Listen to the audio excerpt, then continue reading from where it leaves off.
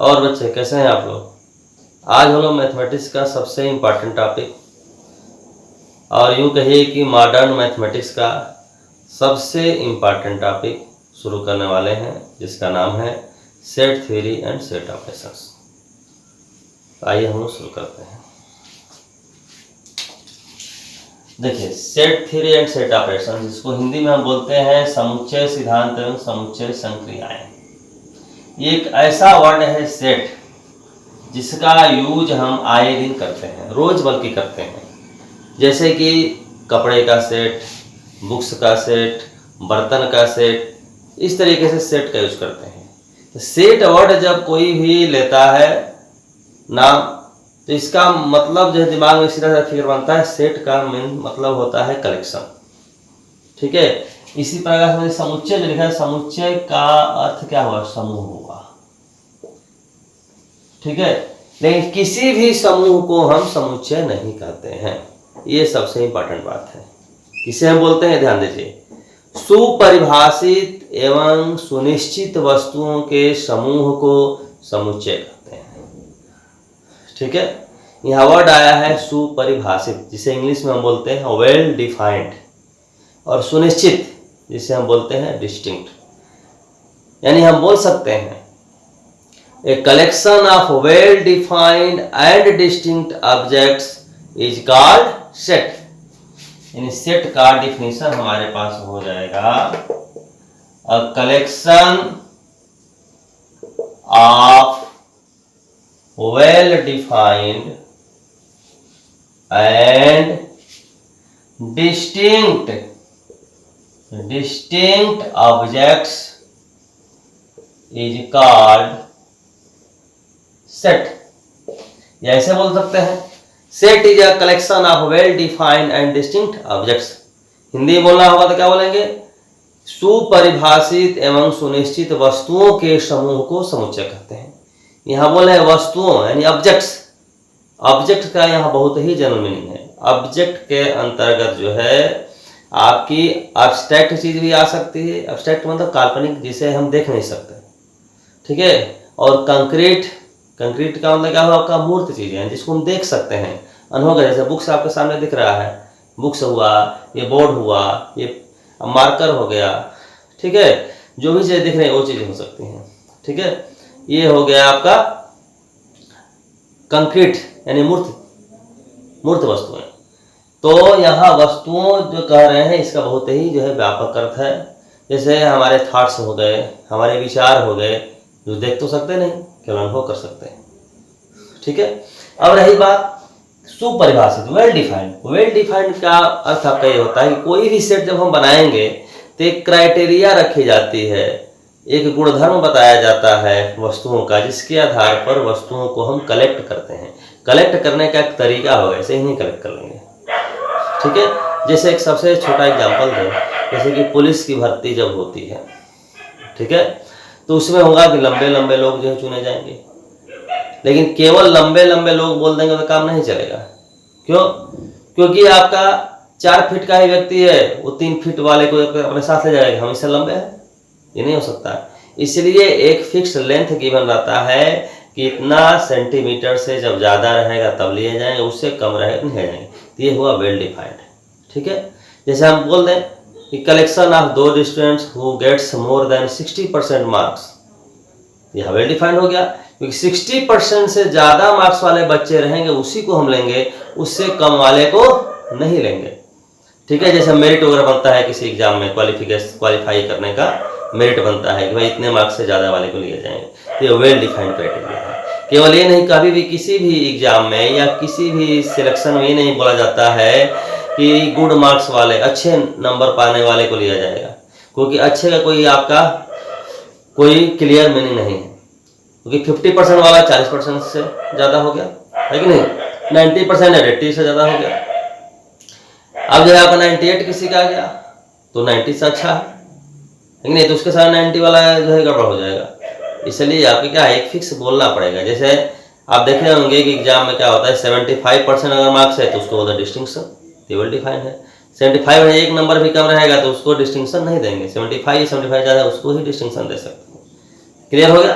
दूसरी बात है आपका सुनिश्चित, सुनिश्चित यानी डिस्टिंक्ट। इसका अर्थ ये हुआ कि जब भी आपका ऑब्जेक्ट हम लिखते हैं वो सारे ऑब्जेक्ट जो होते हैं वो क्या होते हैं आपके सभी अलग अलग होने चाहिए।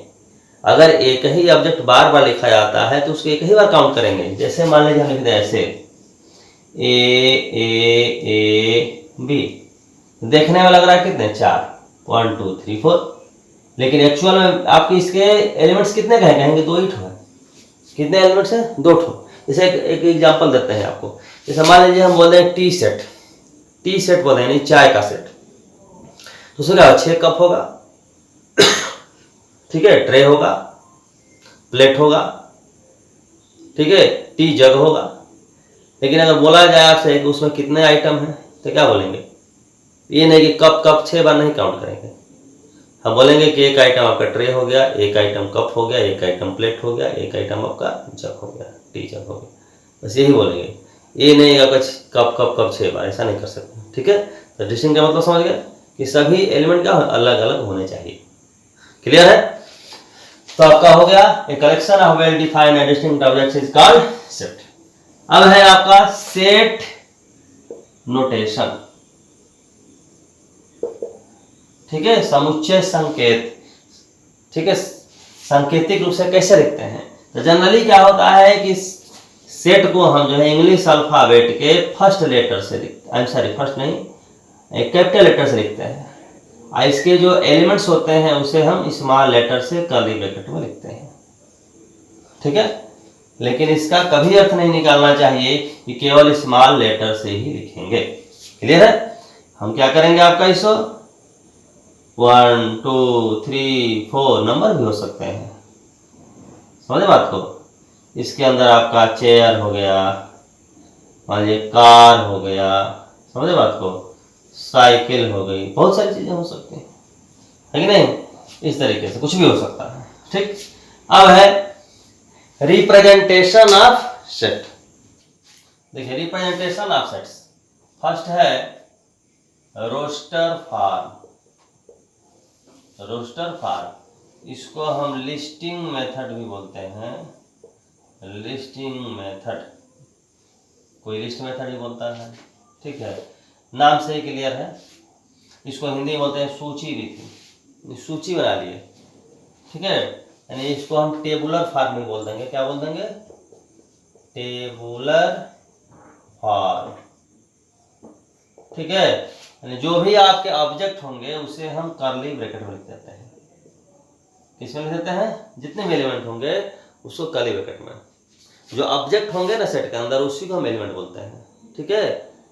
ऑब्जेक्ट बोलिए चाहे एलिमेंट बोलिए, उसके एलिमेंट बोलिए चाहे मेंबर बोलिए, ठीक है, कुछ भी बोल सकते हैं, कोई दिक्कत नहीं। सेकंड है, इसे बोलते हैं set builder form, set builder form. इसको हम प्रॉपर्टी मेथड भी बोलते हैं।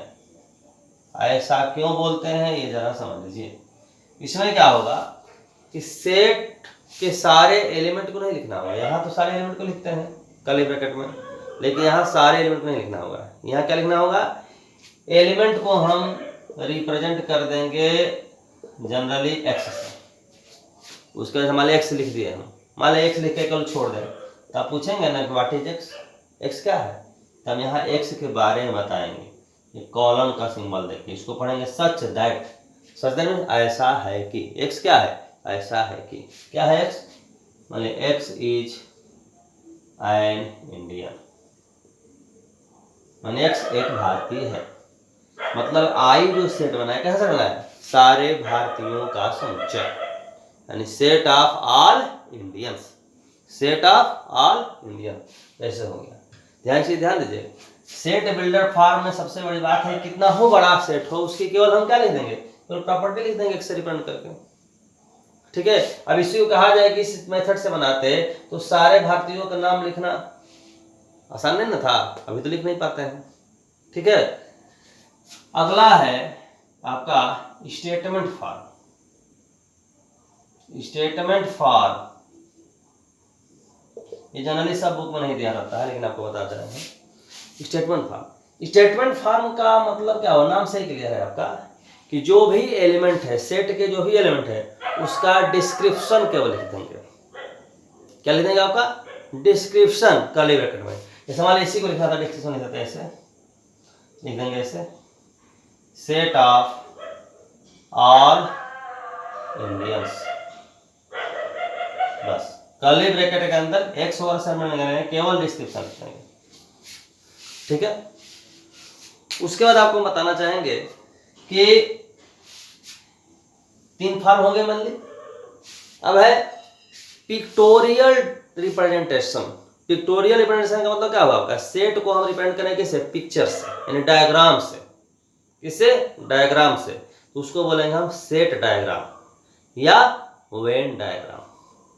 ठीक है। वो क्या होता है अभी बताते हैं आपको। देखिए सेट डायग्राम या वेन डायग्राम ये क्या होता है समझिए। एक मैथमेटिशियन थे, उनका नाम था आइलर। आइलर ने बताया कि सेट को हम सर्किल से रिप्रेजेंट कर देंगे। किससे? सर्किल से। एलिमेंट को सर्किल के अंदर लिख देंगे, ठीक ना, या केवल सर्किल से रिप्रेजेंट कर दिया, मतलब अंदर का पोर्शन जो है आपका एक सेट रिप्रेजेंट करेंगे, मतलब सेट का नाम ए रख दिया तो। ठीक है।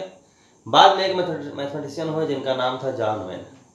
उन्होंने और थोड़ा सिंपल कर दिया। उन्होंने कहा कि सर्किल ही नहीं, कोई भी आपका क्लोज फिगर हो, मतलब यहाँ आपका कोई टेंशन नहीं हुआ, सर्किल में थोड़ा सावधानी से हमें खींचते है कि नहीं, लेकिन यहाँ कैसे वो खींच दीजिए, कोई भी डिजाइन अलग बना दीजिए, ये मान लीजिए फल बना दीजिए, देख रहे हैं सर, कोई भी डिजाइन बना दीजिए, समझे बात को, ये चलेगा। ये हो गया क्या आपका वेन डायग्राम। ठीक ना। इसमें आप आगे पढ़ेंगे, अभी बताएंगे आप लोगों को कि होता है यूनिवर्सल सेट होता है, जो सभी सेट का सुपर सेट, अभी हम बता देंगे आपको। उसके रिप्रेजेंट करेंगे केवल रेक्टेंगल से, या बाकी सेट जो होगा वो इसके अंदर होगा। ठीक है। अभी आगे हम लोग डिस्कस करेंगे। ठीक है। देखिए काइंड्स ऑफ सेट, यानी सेट जो है कितने प्रकार के होते हैं। ठीक है। First empty set. इम्पटी बोलिए या वाइड बोलिए या नल बोलिए, समझे बात को, ये होता है, नाम से क्लियर है। इम्पटी सेट ऐसा सेट जिसमें कोई भी ऑब्जेक्ट ना हो। ठीक है। देखिए आपके सामने एक जो है प्रश्न खड़ा हो जाएगा, कोई आपको पूछ सकता है कि जब सेट का डेफिनेशन है set is a collection of objects, है कि नहीं, तो यहाँ कलेक्शन ही नहीं है तो सेट कैसे बना? समझे बात को।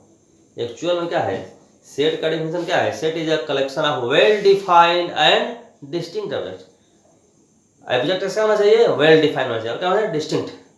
मतलब एक सेट बनाने के लिए एक क्राइटेरिया जरूर होनी चाहिए, जिस क्राइटेरिया के बेस पर हम ऑब्जेक्ट को कलेक्ट करें।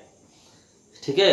मान लीजिए ऐसी कोई क्राइटेरिया दे दिया जाए जिसको फुलफिल करने वाला कोई भी ऑब्जेक्ट ना मिले तो रिक्त हो जाएगा, यानी खाली हो जाएगा। समझे बात को। जैसे मान लीजिए हम कहते हैं 4 पैर वाले स्टूडेंट्स का कलेक्शन, 4 पैर वाला कोई विद्यार्थी हमें नहीं मिलेगा, ऑब्जेक्ट ये खाली। जैसे मान लीजिए ऐसे लिख दें x such that x is not equal to x. X जो है ऐसे नंबर का कलेक्शन है या ऐसे ऑब्जेक्ट का कलेक्शन है जो एक्स नॉट इक्वल टू, कोई भी खुद अपने आप इक्वल नहीं होगा। अब कभी हो सकता है? नहीं हो सकता, यानी इम्पॉसिबल बात है। समझ रहे बात को। तो क्या हो जाएगा आपका? यह हो जाएगा इम्पटी। ठीक है। तो इम्पटी जब होगा ना तो इसको रिप्रेजेंट करने के सिंबल है विशेष, ए सिंबल है, जिसको बोलते हैं फाई। क्या बोलते हैं? फाई। अब एक चीज आपको समझ में आ गई होगी कि इम्पटी जो सेट होगा केवल और केवल एक होगा, यानी यूनिक होगा, कई तो नहीं होंगे। इसलिए जैसे मान लीजिए हमें बोलना हो फाई एक इम्पटी सेट है, ऐसे बोलेंगे phi is the empty set. Is a नहीं बोल सकते, इज द बोलेंगे। क्यों? क्योंकि इम्पटी सेट केवल एक ही होता है। क्लियर है? अब देखिए, और सेकेंड अब सेट जानेंगे हम, जिसको हम बोलते हैं सेकेंड सेट को सिंगलटन सेट। क्या बोलते हैं? Singleton set. नाम से क्लियर है, सिंगल से बना है सिंगलटन। सिंगल से सिंगल, सिंगल से क्या होता है? एक होता है। मीन्स क्या हुआ, ऐसा सेट जिसमें केवल और केवल एक एलिमेंट हो, ऐसा सेट जिसमें केवल क्या हो, एक एलिमेंट हो। जैसे से लिखते हैं हम, ये एक एलिमेंट है ना, एक एलिमेंट है, ठीक है। इसे हम कह रहे आपके कि भारत के वर्तमान प्रधानमंत्रियों का समुच्चय, एक ही ना प्रधानमंत्री हैं, ठीक है, तो सिंगलटन सेट हो गया। क्लियर है? तो सिंगलटन सेट मीन्स क्या हुआ, जिसमें केवल एक एलिमेंट, और इम्पटी सेट मीन्स क्या हुआ, जिसमें कोई भी एलिमेंट ना हो, ठीक है। किसी किसी बुक में एक और होता है डुअल सेट, तो डुअल सेट रहने का जिसमें दो एलिमेंट हो, यहाँ लिख नहीं रहे हैं लेकिन नाम सुन लीजिए, डुअल का मतलब दो होता है, जिसमें दो एलिमेंट हो, ठीक है। इसके बाद आपका है थर्ड नंबर, फाइनाइट सेट। क्या है? फाइनाइट। फाइनाइट सेट का अर्थ क्या होता है? फाइनाइट सेट का मतलब हुआ आपका कि ऐसा सेट जिसमें नंबर ऑफ एलिमेंट्स क्या हो, फाइनाइट हो, काउंट कर सकते हो। समझे बात को? जैसे क्या है, फाइनाइट सेट है, एक एलिमेंट है, हमारे ऐसे में लिख दिया अगर 1 2 3 4 so on, natural, all natural numbers, तो फाइनाइट हुआ कि इनफाइनाइट हुआ?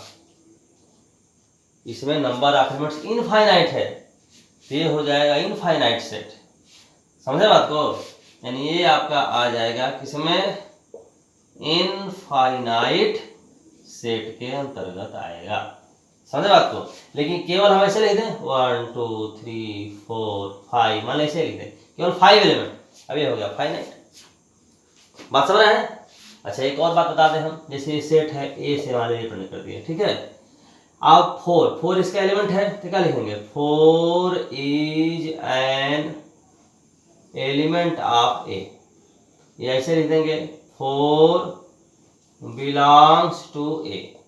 अब देखिए इतना लिखने में ज़्यादा टाइम लग रहा है, तो सबसे सिंपलेस्ट सांकेतिक रूप से सिंबॉलिकली ऐसे लिखते हैं, ये सिंबल देंगे, इसको क्या पढ़ेंगे, बिलोंग्स टू। क्या पढ़ेंगे, बिलोंग्स टू, यानी ए 4 बिलोंग्स टू ए कहिए, चाहे 4 इज एलिमेंट ऑफ ए, जिसे कहना हो कहिए। मान लीजिए 6 इसका एलिमेंट है, नहीं है, तो 6 is not an element of this, या सिंबॉलिकली कहेंगे, सिंबल बना के ऐसे कट कर देंगे हम, ठीक है ना। अब देखिए 4 सेट हो गए। अब आपका फाइनाइट सेट अगर है तो उसका आपसे कहा जाएगा निकालने के लिए कार्डिनल नंबर। क्या कहा जाएगा, कार्डिनल नंबर, उसको आर्डर भी बोलते हैं, order of a finite set. इसका मीनिंग समझिए, इसका मतलब हुआ नंबर ऑफ एलिमेंट्स।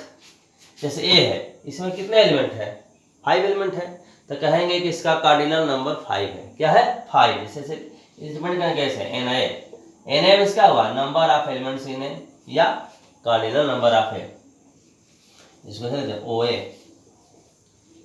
क्या लिख देंगे, ओ ए। कहीं कहीं आपका सी ए भी लिखा रहेगा, यानी cardinal number of A. Generally आप ज़्यादातर ये यूज किया जाता है। समझ गए आप लोग? अब आप लोग जरा बताइए कि एन फाई क्या होगा। एन फाई क्या इम्पटी सेट है, इम्पटी सेट में नंबर ऑफ एलिमेंट क्या होता है, 0, कुछ नहीं है, और एन फाई क्या हो जाएगा, 0। यानी इम्पटी सेट का ऑर्डर क्या कहेंगे, 0। इनफाइनाइट का ऑर्डर नहीं कुछ रहेगा, क्योंकि इनफाइनाइट का इनफाइनाइट हो जाएगा, इनफाइनाइट कोई रियल नंबर तो है नहीं। समझे बात को? ठीक है। अब हम लोग पढ़ेंगे analysis of 2 sets. Analysis of sets, देखिए पहला एनालिसिस ऑफ सेट्स कहने का मतलब है 2 सेट्स है, एनालिसिस ऑफ 2 सेट्स, 2 सेट का एनालिसिस है। तो पहला हम लिख रहे हैं इक्वल सेट्स, क्या लिख रहे हैं, इक्वल सेट्स। जैसे ए और बी 2 सेट है, ठीक है, ये दोनों इक्वल कब कहे जाएंगे, यदि ए और बी दोनों के पास सेम एलिमेंट हो। क्या हो, सेम। जैसे मान लीजिए ए के पास एलिमेंट है 2 3 4, अब बी के पास 3 2 4, एलिमेंट सेम है।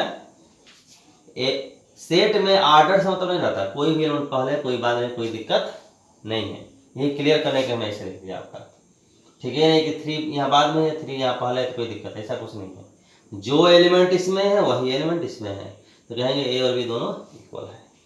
इक्वल से कोई दिक्कत नहीं है। अब देखिए सेकंड है इक्विवेलेंट सेट्स। इक्विवेलेंट सेट कब कहेंगे? इक्विवेलेंट सेट तब बोलते हैं जब दो सेट ए और बी है, उसमें नंबर ऑफ एलिमेंट इक्वल हो। अभी जो पढ़ रहे थे हम लोग क्या, कार्डिनल नंबर। यहाँ देखिए जरा सा, यहाँ भी इक्विवेलेंट है, यानी इक्वल सेट अगर है तो इक्विवेलेंट होगा, क्योंकि सेम एलिमेंट्स है तो नंबर ऑफ एलिमेंट सेम होगा। ठीक, मान लो ऐसे कोई होता 1 2 3, यहाँ लिख देते बी पी क्यू आर, देख रहे हैं यहाँ भी 3 एलिमेंट, यहाँ भी 3 एलिमेंट। कौन सा है इससे मतलब नहीं है, कितने हैं इससे मतलब है, जितना इसमें उतना है इसमें। ठीक है, यानी n is equal to n B.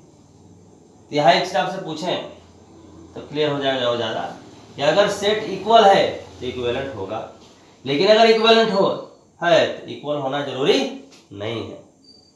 इतनी बात क्लियर हो गई? ठीक है, अब देखिए, अब है आपका थर्ड नंबर सबसेट। सबसे इंपॉर्टेंट बात है सबसेट।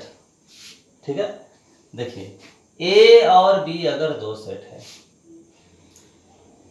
तो ए बी का सबसेट कहा जाएगा। सिंबल आपका ये है, सबसेट का सिंबल ये है। ठीक है, कब?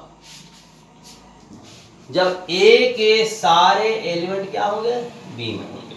ए के सारे एलिमेंट बी में, जैसे लिखते हैं हम, मान लीजिए यही एग्जांपल यही ले लिए, ए इक्वल 2 3 4 हो गया, अब बी इक्वल टू 3 2 4 है, और मान लिख देते हैं 5। ए के सारे एलिमेंट बी में है ना, इसको कह लेंगे आपका सबसेट।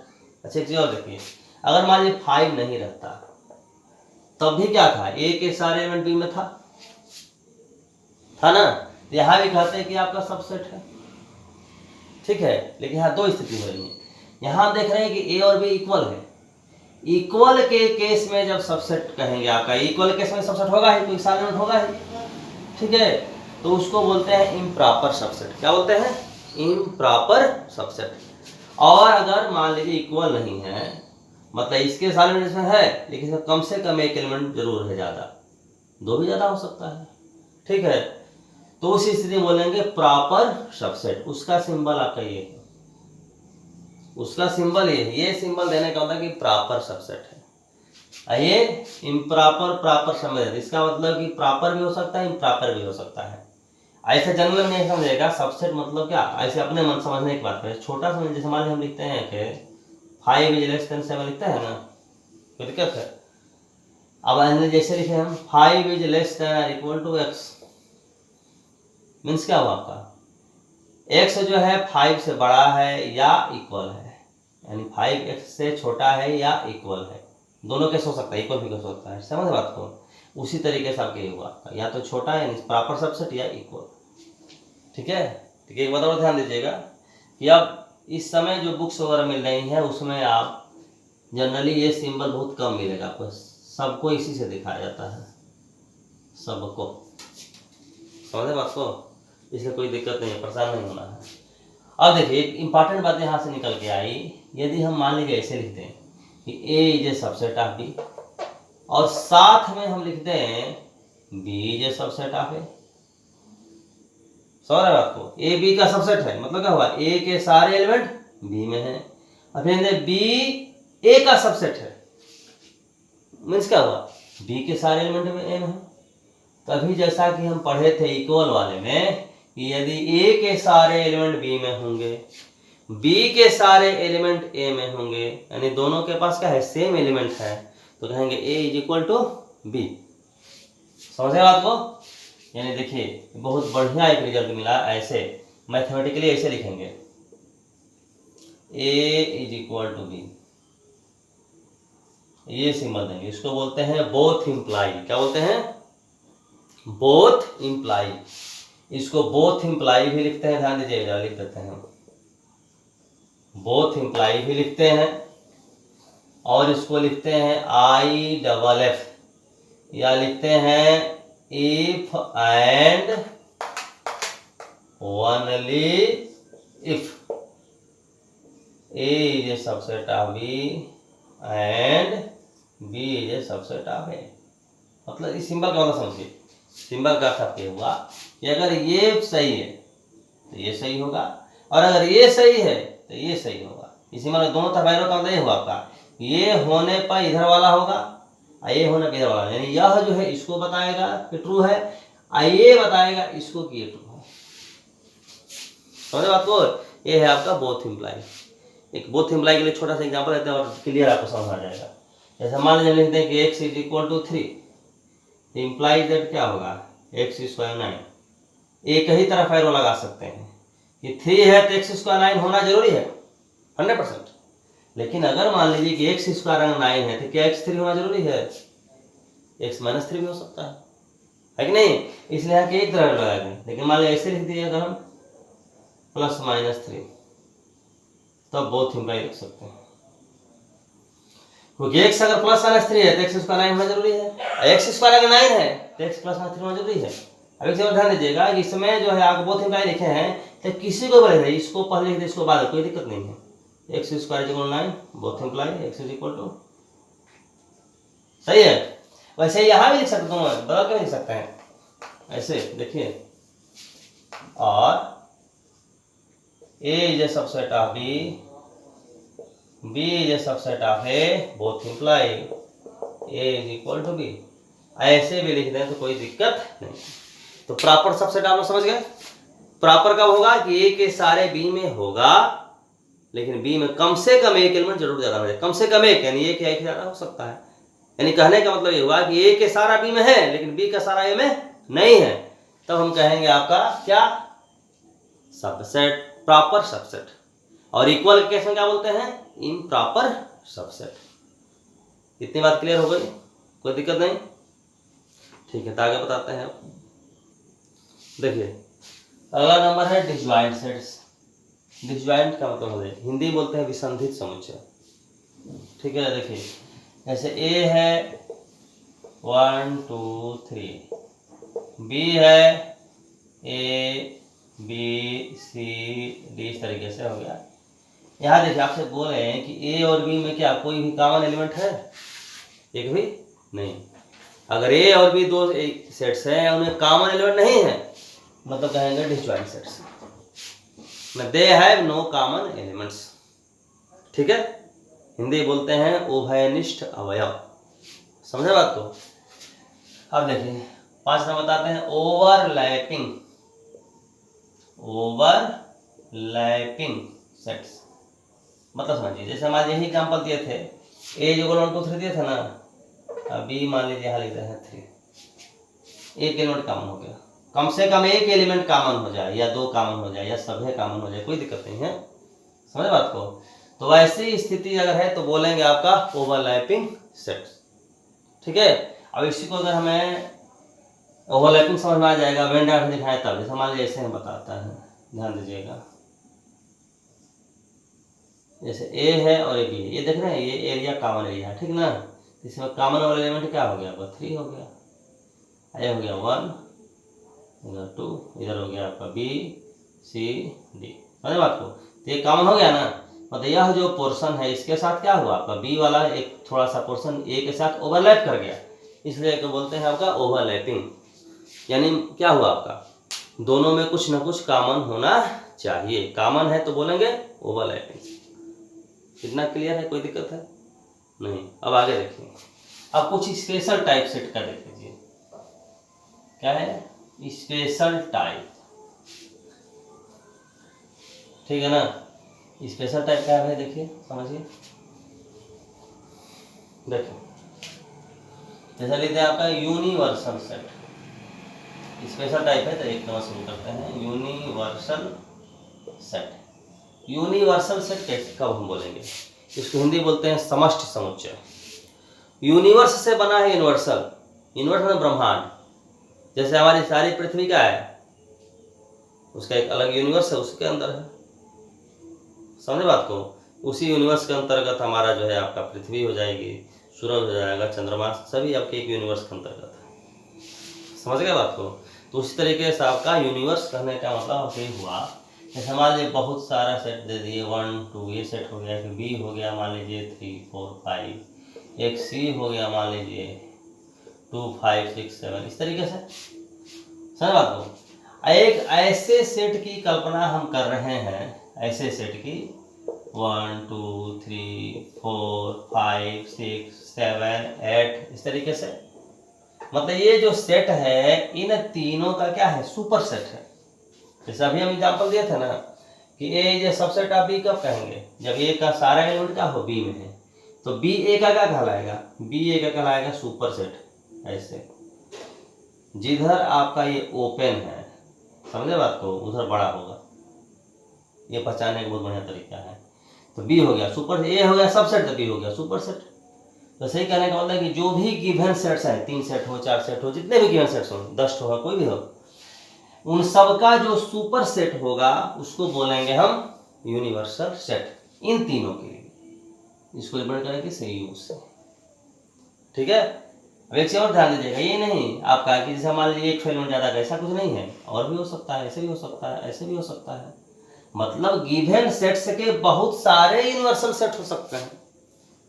सही बात को, यहाँ डिफिनेशन क्या देंगे आपका, universal set is A super set of all the sets under consideration. Means क्या हुआ कि जितने भी सेट्स है अंडर कंसिडरेशन माने विचाराधीन, जितने सेट हमको गिवन हैं उन सब का जो सुपर सेट हम कंसीडर करेंगे उसी को बोलेंगे आपका यूनिवर्सल सेट, ठीक है। इसी को हम रिप्रेजेंट करेंगे से यू से, इसको कैपिटल एक्स से रिप्रेजेंट करते हैं। एक और सिंबल है ऐसे, ऐसे रिप्रेजेंट करते हैं, ये बहुत कम बुक में मिलेगा, जाई बोलते हैं इसको, ठीक है। तभी जैसे बता रहे थे आपको कि यूनिवर्सल सेट को रिप्रेजेंट करते हैं किससे, हम रेक्टेंगल से, ध्यान दीजिएगा। जैसे ए हो गया, ए और बी में कुछ कॉमन है क्या, नहीं है, ये बी हो गया, समझे बात को। और देखिए सी में क्या है, दोनों का है, ये हो गया आपका सी। देखिए ए और सी का कॉमन क्या है, 2 है ना, यहाँ 2 लिख दिए। अच्छा, और बी और सी का भी कुछ कॉमन है, यहाँ लिख दिए 5 लिख दिए। बाकी हो गया 6 7, यहाँ हो गया, यहाँ क्या हो गया बच्चा 1, यहाँ क्या हो गया ये 3 4, समझे बात को। अब बाकी जो बच गया आपका ये इन तीनों के अलावा 8 हुआ 9 हुआ, कहीं लिख दीजिए ये, इस तरीके से आपका वेन डायग्राम से हम दिखा सकते हैं। क्लियर है, क्या हो गया आपका यूनिवर्सल सेट। यूनिवर्सल सेट के बाद आपका है सबसे इंपॉर्टेंट है, इसको बोलेंगे पावर सेट। क्या बोलते हैं, पावर सेट। पावर सेट छोटे से एग्जांपल से ही हम तो समझा देते हैं आपको। जैसे ये देखिएगा, ये आपका सेट है ए, क्या है ए है सेट, ठीक है। इसके कौन कौन सा बनेंगे सबसेट, एक बनेगा फाई। एक बता दें बात आपको कि फाई जो होता है इनपुट सेट होता है, सबका सबसेट होता है। फाई क्या होता है, सबका सबसेट। एक फाई हो गया, एक एलिमेंट लेंगे ऐसे कर दीजिए, एक ये हो गया। और एक और बात जान लीजिए कि कोई भी सेट खुद अपने आप का सबसेट होगा। जैसे ए है, ए के सारे बने में होते हैं सबसेट ऑफ ए भी हो जाएगा, इतने सबसेट बनेंगे। ऐसे एक सेट हमने बना दिया ऐसे, इसको बोलेंगे पीए, पावर सेट ऑफ ए। मतलब गिवन सेट के सबसेट से बना हुआ सेट को बोलेंगे power set of the given set, ठीक है। अब देखिए जरा सा, अब कहे हम आपका कि पावर सेट में कितने एलिमेंट है, यानी कहने का मतलब कितने सबसेट बनेंगे। एक फॉर्मूला जान लीजिए आप, यदि ए के पास अगर n एलिमेंट है, कितने एलिमेंट है n, तो आपका टोटल नंबर ऑफ सबसेट बनता है 2 to the power n। क्या बनता है 2 to the power n बनता है। जैसे यहाँ देखिएगा 2 एलिमेंट है, कितने बनेंगे 2 power 2 यानी 4, देख लीजिए 1 2 3 4, ये हो गया आपका पावर सेट।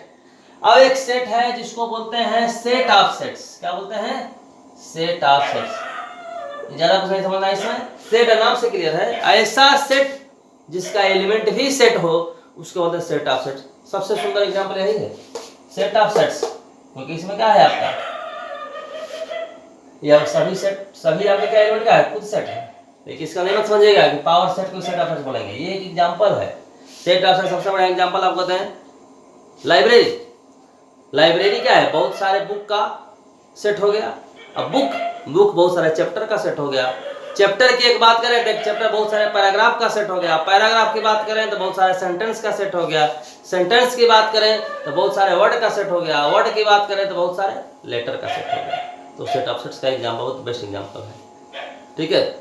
और बाकी सब बातें जो है अगले वीडियो में डिस्कस करेंगे, और आपको ये विश्वास दिलाते हैं कि एक एक पॉइंट हम लोग डिस्कस करने वाले हैं, इसलिए कोई टेंशन लेने की ज़रूरत नहीं है। सारा वीडियो देखिए और एक एक पॉइंट आपको जो है